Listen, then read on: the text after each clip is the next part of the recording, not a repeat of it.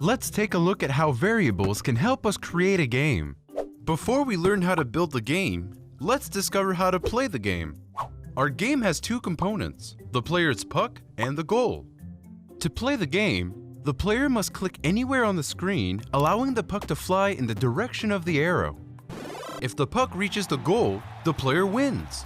However, if the puck stops moving before it reaches the goal, the player loses. Let's look at the code inside the game. There are only two instructions for us to use right now.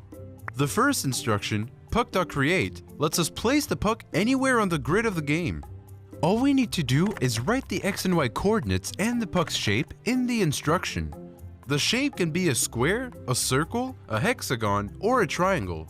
We simply use the word square, circle, hexagon, and triangle to specify the shape.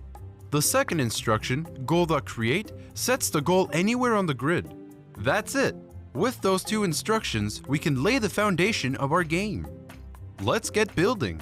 In the code editor, start by completing the puck.create instruction. To do so, replace the first and the second question mark with the x and y coordinates. Then replace the third question mark with circle.